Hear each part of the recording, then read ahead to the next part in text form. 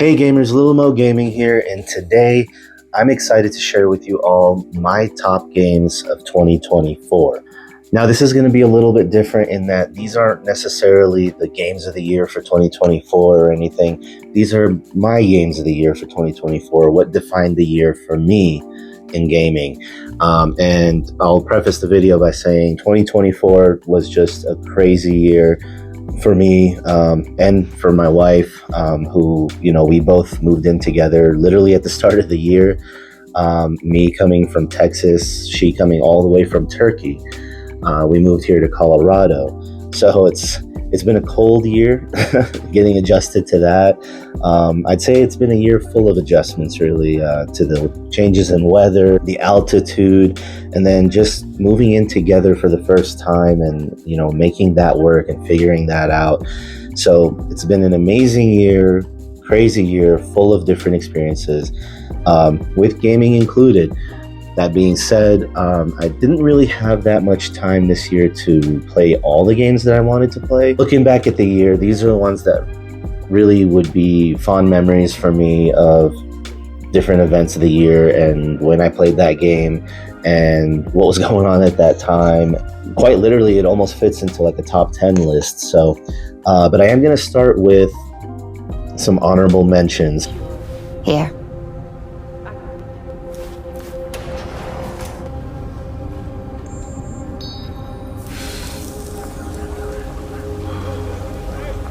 The first one I want to start off with, Balatro. I did play Balatro on mobile. I didn't play it on Switch, even though I do have it on Switch here. That was a pretty fun experience. I spent many days at work just playing this game and, trying to build the best deck that I can. Really big surprise, to be honest. I'm not into mobile gaming at all, but this one was really good. There's a reason why it was at the Game Awards. It's just a really fun, addictive roguelike, which, again, mobile games, roguelikes, not really something that I'm into, but I did enjoy Balatro. I also want to give a shout out to Sonic Origins. Growing up, I played these older Sonic games, not on a Genesis or on any of the Sega consoles. I actually played them on an emulator on PC. But I remember spending hours just playing... Which Sonic was it? It was Sonic 2? Playing through Sonic 3, the level, I can't remember off the top of my head right now, but the one where you're rolling around collecting the blue balls and, getting through that again was super nostalgic for me. So Sonic Origins definitely made the list. This one's going to seem a little crazy, but I didn't actually get a chance to finish this game. That's why I'm putting it on my honorable mentions list. And that is Final Fantasy VII Rebirth. So there definitely was a phase this year where I jumped into Rebirth, like right when it came out. I don't know, again, like I said, crazy year, with the move and, things going on. I didn't really have a chance to play the whole game. I do want to play it. I did recently get the PS5 Pro. I'm excited to jump back into it and see how it was enhanced. I've heard that it's gotten a lot better, looks a lot better, and even plays better. So, I don't know, I might actually end up starting that game over just because first 20 hours or so of the game that I did play, they were really fun. The story parts were cool, and I'm kind of at that point right now where if I jump back in, I kind of forgot what was going on, so I might actually start it over. But yeah, we'll go back into that one. I also want to talk about Helldivers 2. When it came out, I remember everybody was talking about it, and even my friends. Haven't actually played an online multiplayer game with them in a long time. The last time, just to show how long ago it was probably Battlefield 1. Before that, Rainbow Six Siege. So not a big multiplayer guy myself, but I did used to play those kind of games on PC. Helldivers 2 came out, and my friends and I did play it. We didn't play too much, but for the amount of time that we did spend in that game, it was fun. Just that feeling of just being like, a lot of people were saying it was like a Starship Troopers game. Mindless fun, going in there, shooting bugs and robots. I also want to talk about Call of Duty Cold War. Black Ops 6 came out this year, and I had Cold War for quite some time. I actually bought it on launch, but I never really got through it.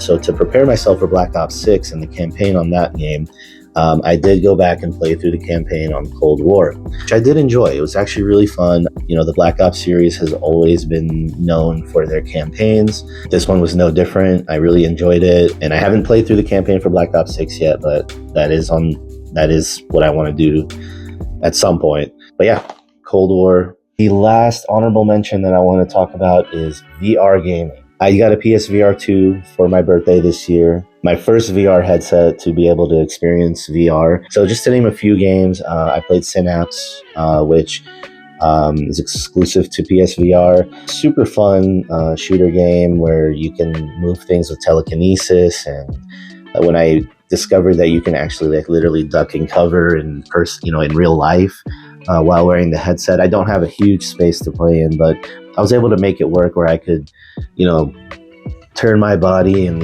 duck and cover from the enemies and then pick up things with telekinesis and crush my enemies like that. That really opened my eyes to the possibilities of these games. And the next one that I tried, Walking Dead Saints and Sinners, that one was incredible. I never actually finished it, but just going through and having the tense moments of walking around this town, you don't know if there's a zombie around the corner, being able to take your knife and just shove it straight into their brain like that. Walking Dead was amazing on there. And the only game that I actually completed, it was a very short game. I believe it was only about 2.5 hours to 3 hours, and that was Before Your Eyes. A lot smaller of a game, but basically it's like this narrative based game where you play as this kid and you kind of go through his life, and every time you blink you move forward a chapter in his life using the PSVR 2 headset. It has the eye tracking technology, so that was really cool. Actually, that was a very emotional game, surprisingly. So if you do have a PSVR 2 and you haven't experienced Before Your Eyes, I do recommend it. It's just a short and sweet, VR experience. And I recently did download the Dark Pictures Switchback VR. That is crazy. I haven't finished it yet. I'm actually going through it. I might play some after this video. Yeah, that one is terrifying but fun. Feels like you're on a ride at Disney, just shooting at different enemies.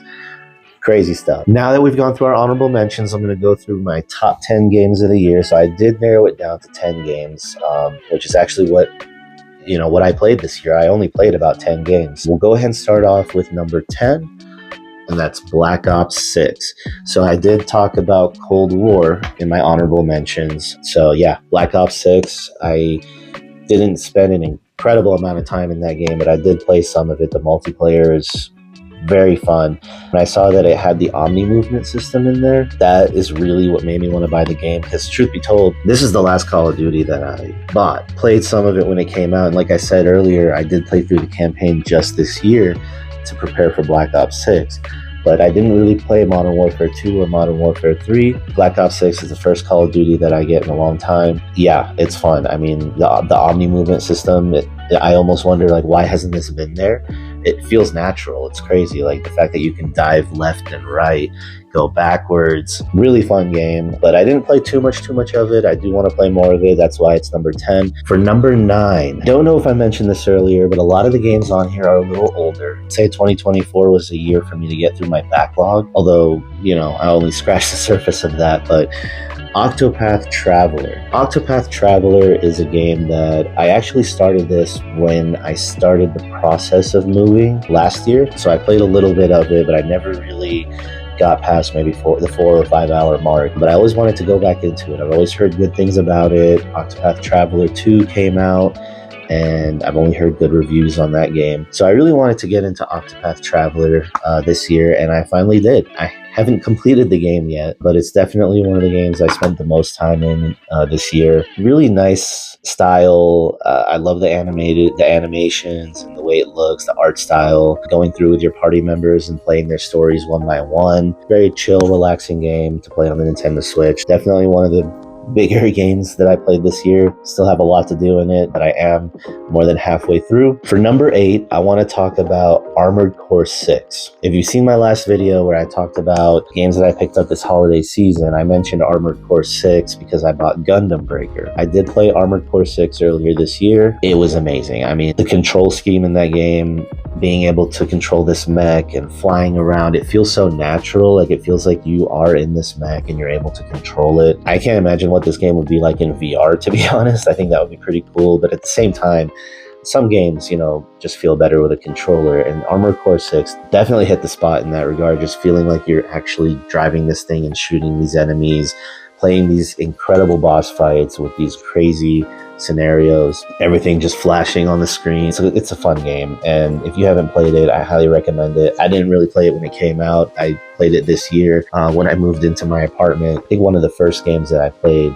in my new apartment. Definitely a big moment in gaming for me, especially this year. Next up for number 7, Assassin's Creed Mirage. Now, this one is a little crazy because I used to be a huge Assassin's Creed guy. I used to get it every year. I remember going to the release parties at GameStop every year to pick up the new Assassin's Creed game. It was actually a neighbor of mine that would go with me. And I think the last one that I picked up was Assassin's Creed Unity, which I actually enjoyed that game a lot. At the time, I got it on Xbox One. I didn't actually play it on PS4, even though I think, to be honest, that's probably the one game I played on Xbox One. But yeah, it was a good game. The graphics were amazing. It had all those bugs and issues, but I did enjoy it. I just never really got back into Assassin's Creed after that. I did play Assassin's Creed Odyssey. I played through most of it, but that game was just super bloated. And I heard that you have to put like minimum 100 hours into that game to be able to finish it. I had played through, I guess, more than half of it, but I don't know. I couldn't get through the rest of it. And then Assassin's Creed Valhalla came out. I tried to get into that one, but I saw that it was going to be more of the same. So it didn't really, it didn't really hit for me. So since then, I haven't really been playing Assassin's Creed, and I didn't play Assassin's Creed Syndicate either. But Assassin's Creed Mirage, when I had heard that they were going back to the formula of the old Assassin's Creed games, I got super hyped, especially hearing that this one's going back to the Middle East and just the Arabian vibe. I'm Arab myself, so I always enjoyed Assassin's Creed 1 for that, especially because I'm from Syria, and having Damascus in that game was crazy. I remember running around in that game and seeing one of the shopping centers that is very well known over there that I used to visit as a kid. I've always had a spot in my heart for those older Assassin's Creed games, especially the Ezio trilogy. I replayed them, I think, 2 years ago. Amazing trilogy. Assassin's Creed Mirage really was that for me. I mean, it is kind of a, going back to form for Assassin's Creed. I love the fact that you can play it in Arabic, especially because I can speak Arabic and understand it.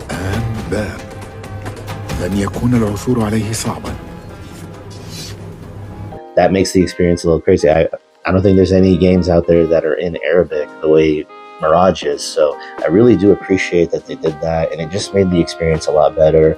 At first, I thought it was a little weird with the gameplay. Again, I haven't played Assassin's Creed in a long time, but once you get used to it, it actually gets pretty smooth. Yeah, Assassin's Creed Mirage, definitely on my list for the year. Big moment. افتح يا سمسم.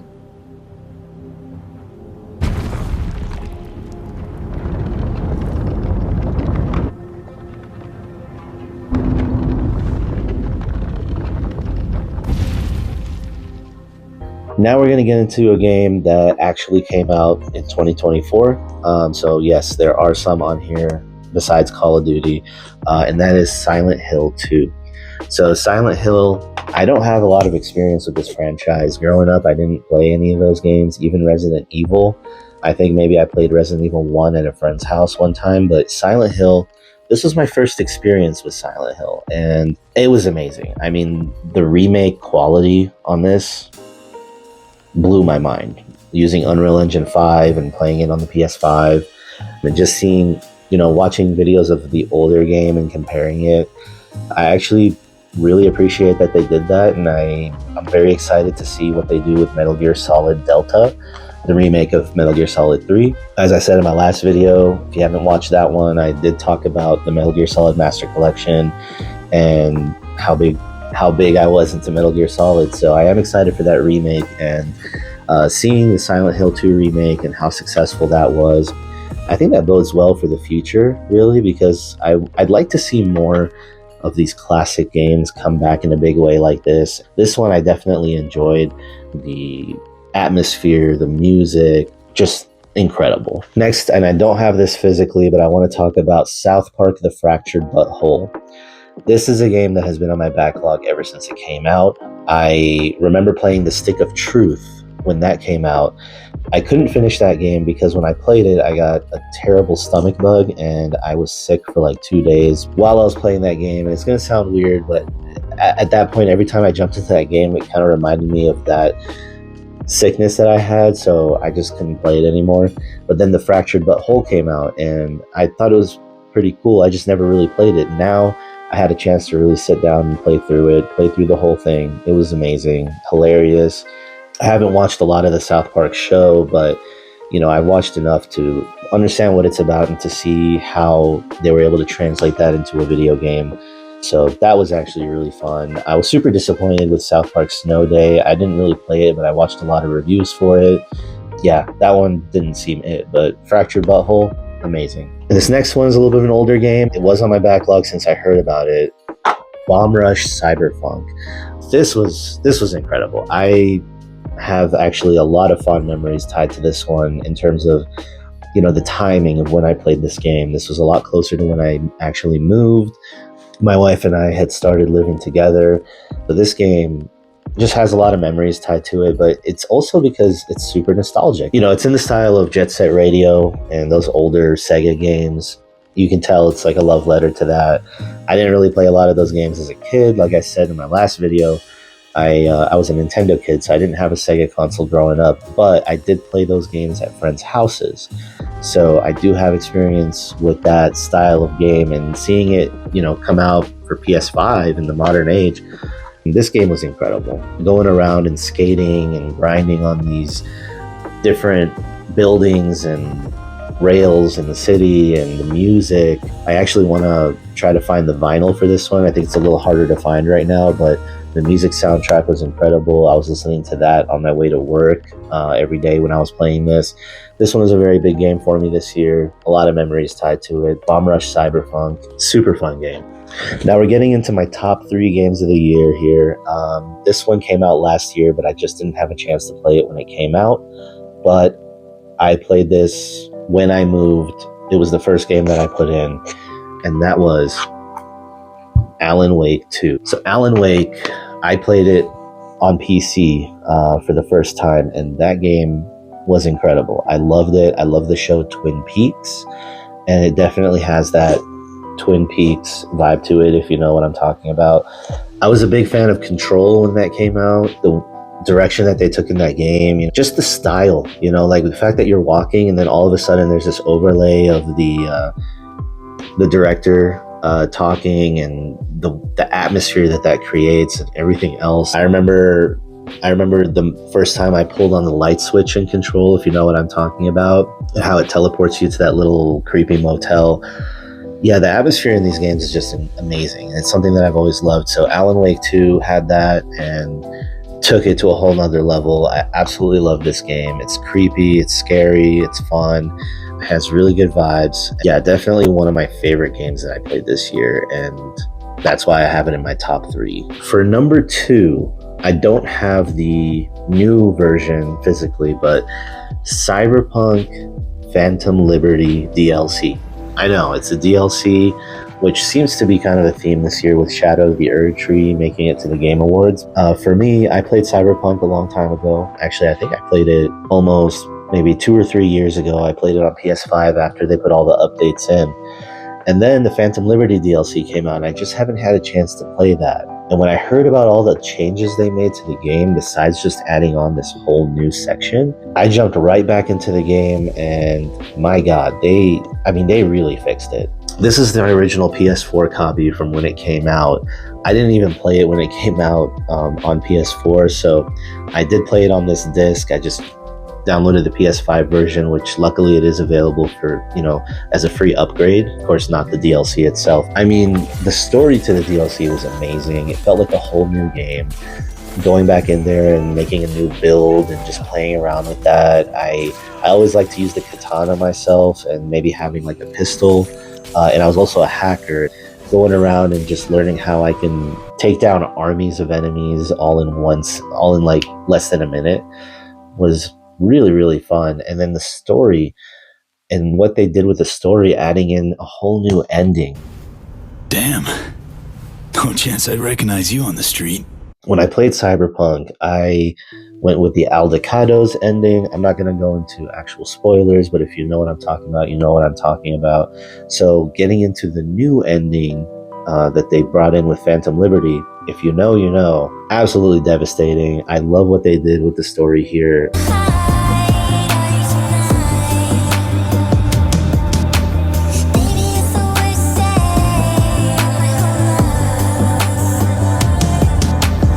Definitely a game that makes you feel something, and that's why I would put the DLC experience alone as one of my top games of the year for sure, but it's not my number one.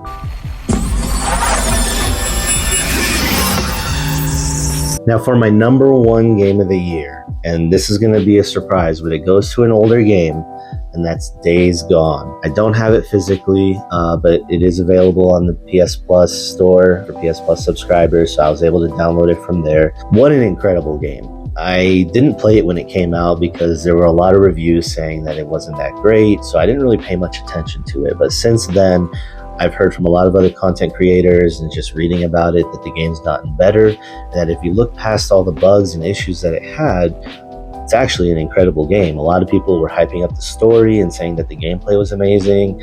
So I always had it on my backlog. This year, 2024, I finally had a chance to jump in and play Days Gone.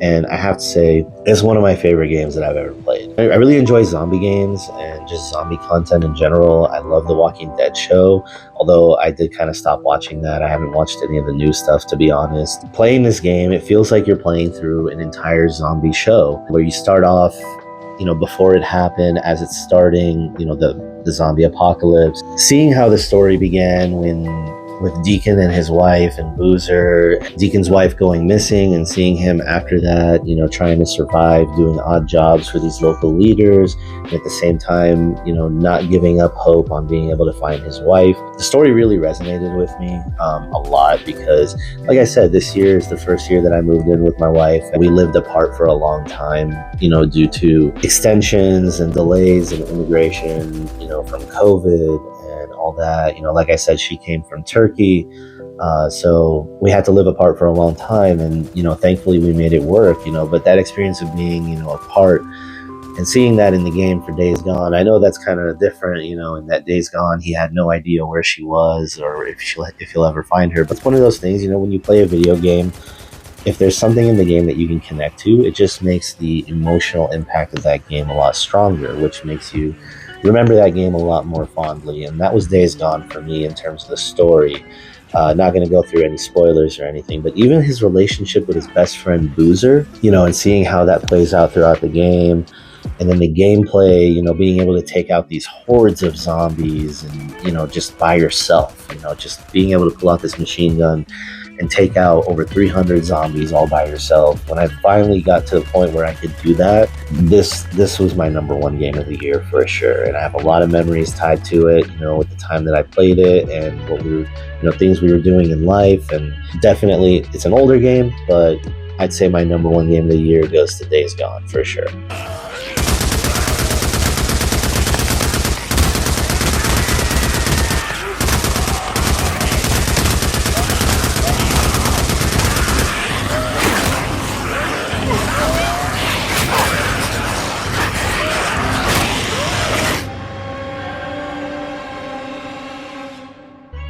And those are going to be my games of the year for 2024. So a little different, and it is my first time doing a game of the year list. So honestly, this is kind of impromptu. I just put together a list of what I played this year, kind of tried to organize it a bit. Hopefully next year when I do this, it'll be of higher quality. But for now, those are my top games of 2024. If you did enjoy this video, please like, comment, and subscribe. Let me know what were your favorite games that you played in 2024. What defined the year for you? These are definitely the games that defined the year for me. So anyways, I'm Mo, here to talk about a little Mo Gaming. Until next time, take care.